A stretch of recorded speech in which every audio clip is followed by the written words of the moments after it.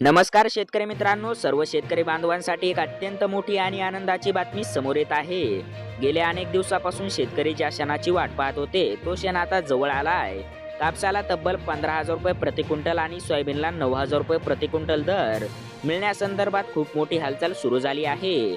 सरकारवर पडलेला दबाव आणि शेतकरी संघटनेचा लढा आणि आंतरराष्ट्रीय बाजारातील बदल यामुळे कापूस आणि सोयाबीन उत्पादक शेतकऱ्यांचे आता दिवाळीसारखे दिवस येणार आहेत। ही बातमी काय आहे, हा निर्णय कसा आणि कधी लागू होणार आहे, शेतकऱ्यांना सोयाबीनला आणि कापसाला किती भाव मिळणार आहे, आपण सविस्तर अपडेट पाहणार आहोत।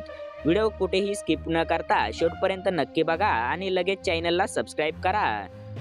शेतकरी मित्रांनो, गेल्या काही वर्षात खते, बियाणे, डिझेल आणि मजुरीचा प्रचंड खर्च वाढला आहे।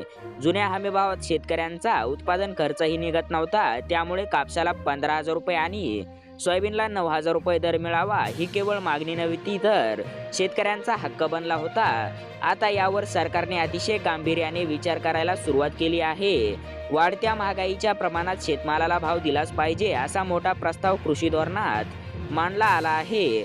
बाजारात पाम तेलावरील आयात शुल्क वाढून सोयाबीनचे भाव 9,000 रुपयांपर्यंत पोहोचण्यासाठी हालचाली वेगाने सुरू आहेत।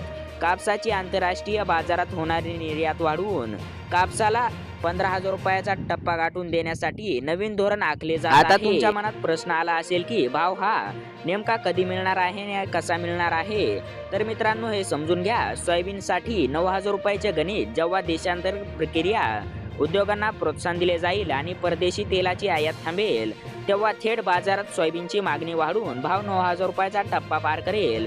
कापसासाठी 15,000 रुपयाचे गणित कापसाच्या चांगल्या धाग्याला आणि निर्यातीला सूट दिल्यास गिरणी मालकांना चांगल्या भावाने कापूस खरेदी करावंच लागेल। याशिवाय सरकार भाव फरक योजना म्हणजेच की भावांतर योजना लागू करून बाजार भाव आणि 15,000 रुपये मधील उरलेली रक्कम थेट शेतकऱ्यांच्या खात्यामध्ये जमा करण्याच्या तयारीमध्ये आहे।